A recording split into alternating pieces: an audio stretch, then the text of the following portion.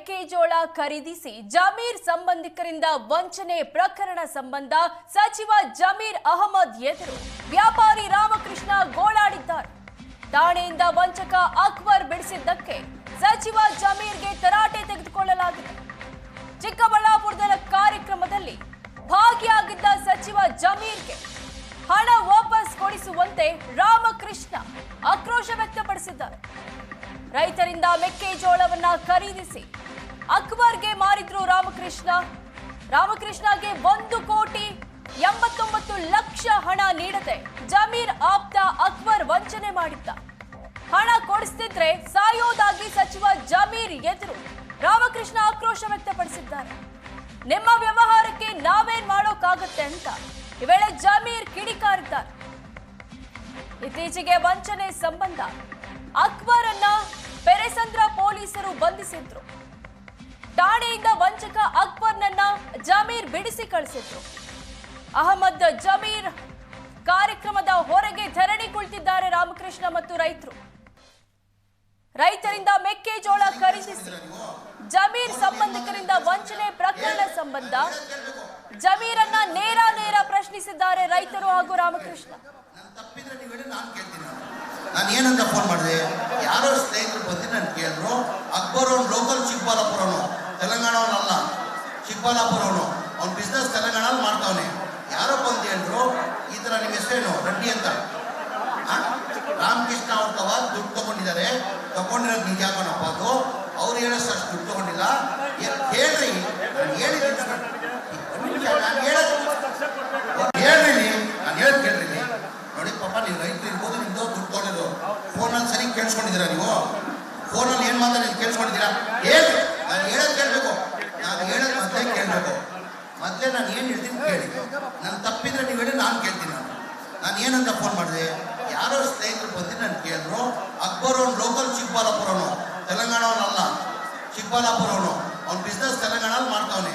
ಯಾರೋ ಬಂದು ಹೇಳಿದ್ರು, ಈ ಥರ ನಿಮ್ಮ ಹೆಸರೇನು ರೆಡ್ಡಿ ಅಂತ, ರಾಮಕೃಷ್ಣ ಅವ್ರ ತವ ದುಡ್ಡು ತಗೊಂಡಿದ್ದಾರೆ, ತಗೊಂಡಿರೋದು ನಿಜ ಯಾಕನಪ್ಪ ಅದು, ಅವ್ರು ಹೇಳೋಷ್ಟು ಅಷ್ಟು ದುಡ್ಡು ತಗೊಂಡಿಲ್ಲ ಹೇಳ್ರಿ. ನಾನು ಹೇಳಿದ್ದೀನಿ, ಹೇಳಪ್ಪ ಅಣ್ಣಜಿ ರಾಮಕೃಷ್ಣ. ಈಗ ನಾನು ಏನಂತ ಹೇಳಿದ್ದೀನಿ ಅವ್ರು ಕೇಳಿಸ್ಕೊಂಡ್ರ ಹೇಳ್ತೀರಾ?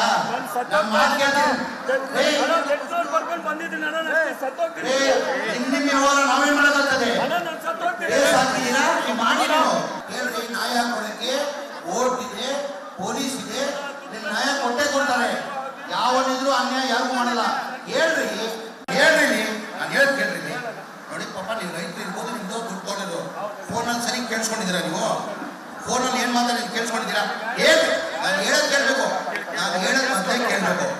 ಮತ್ತೆ ನಾನು ಏನು ಹೇಳ್ತೀನಿ ಕೇಳಿ, ನಾನು ತಪ್ಪಿದ್ರೆ ನೀವು ಹೇಳಿ, ನಾನು ಕೇಳ್ತೀನಿ. ನಾನು ಏನಂತ ಫೋನ್ ಮಾಡಿದೆ, ಯಾರೋ ಸ್ನೇಹಿತರು ಬಂದು ನಾನು ಕೇಳಿದ್ರು, ಅಕ್ಬರ್ ಅವ್ನು ಲೋಕಲ್ ಚಿಕ್ಕಬಳ್ಳಾಪುರವನು, ತೆಲಂಗಾಣವನಲ್ಲ, ಚಿಕ್ಕಬಳ್ಳಾಪುರವನು, ಅವ್ನು ಬಿಸ್ನೆಸ್ ತೆಲಂಗಾಣಲ್ಲಿ ಮಾಡ್ತಾವನೆ.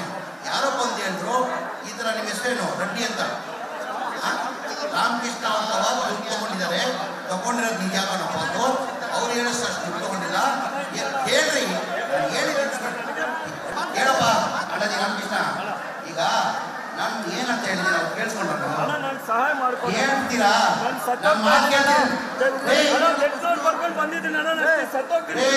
ನಿಮ್ಮ ವ್ಯವಹಾರ ನಾವೇನ್ ಮಾಡೋದಾಗ್ತದೆ? ಹೇಳ್ರಿ, ನ್ಯಾಯ ಕೊಡಕ್ಕೆ ಕೋರ್ಟ್ ಇದೆ, ಪೊಲೀಸ್ ಇದೆ, ನಿಮ್ ನ್ಯಾಯ ಕೊಟ್ಟೆ ಕೊಡ್ತಾರೆ. ಯಾರಿಗೂ ಅನ್ಯಾಯ ಆಗ ನಾವು ಕೊಡಲ್ಲ. ನಿಮ್ಮ ಹಕ್ಕಿದ್ರೆ ನಿಮ್ಮ ಹಕ್ಕು ಸಿಗ್ತಾರೆ, ನಿಮ್ಮ ಹಕ್ಕಿದ್ರೆ ನಿಮ್ಮ ಹಕ್ಕು ಸಿಗ್ತಾರೆ.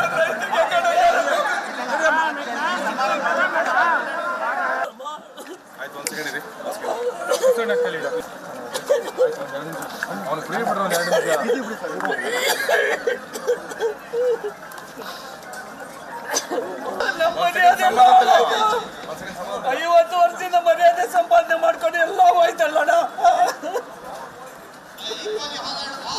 ನಾನು ಹೆಂಗಣ್ಣ ಬದುಕೋದು ಸಮಾಜದಲ್ಲಿ?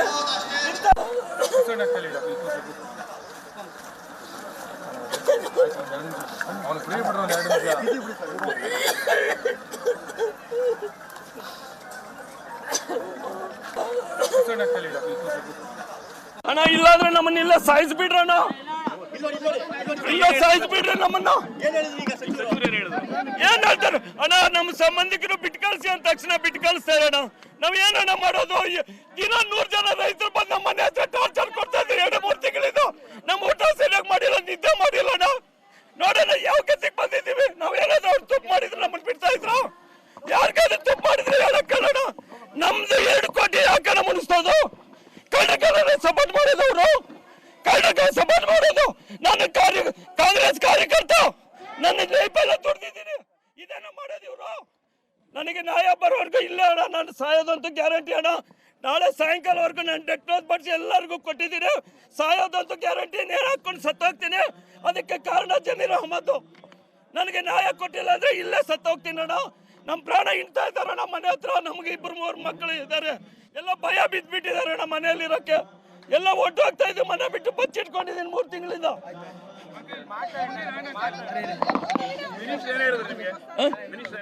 ಏನ್ ಹೇಳ್ತಾರೆ? ನಾನು ಮಾಡಿ ವಿಡಿಯೋದಲ್ಲಿ ಮಾತಾಡಿದ್ ಕೇಳಿಸ್ತೀರ ಅಂತಾರೆ.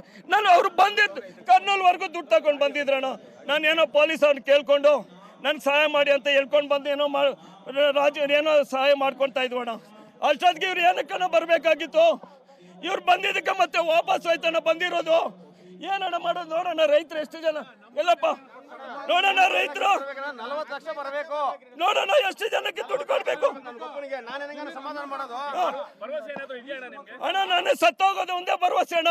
ಅವ್ರು ನನಗೆ ನ್ಯಾಯ ಕೊಟ್ಟು ಹೋಗಿಲ್ಲ ಅಂದ್ರೆ ನಾನು ಸಾಯಂಕಾಲವರೆಗೂ ನನ್ನ ಪ್ರಾಣ ಇರೋಲ್ಲ ಅಣ್ಣ. ನನಗೆ ನ್ಯಾಯ ಬೇಕು. ನೋಡೋಣ ಎಷ್ಟು ಜನಕ್ಕೆ. ನೋಡೋಣ ಏನಣ್ಣ ನಾವು ಹೇಳೋದು ಜವಾಬ್ ರೈತರಿಗೆ. ನಾನು ಹೇಳ್ತಿದ್ದೆ ನನ್ಗೋಸ್ಕರ ಅವ್ರು 20 ಜನ ಬಚ್ಚಿಟ್ಕೊಂಡಿದಾರಣ್ಣ. ಅಣ್ಣ ಇಲ್ಲಾಂದ್ರೆ ನಮ್ಮನ್ನೆಲ್ಲ ಸಾಯಿಸ್ಬಿಡ್ರಣ್ಣ. ನಮ್ಮನ್ನ